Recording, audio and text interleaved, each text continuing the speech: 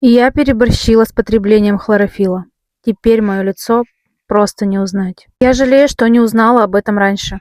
Мое лицо буквально несколько дней назад выглядело вот так. И мне не помогало абсолютно ничего. Ни тоники, ни маски, ни крема. Я перепробовала абсолютно все и просто ноль результата. И тут моя знакомая посоветовала мне хлорофилл. Это что-то типа детокса для организма. Честно, я не поверила, но решила попробовать. И вот что стало с моим лицом. Сейчас. Без фильтров, без масок. Прошли все высыпания, покраснения.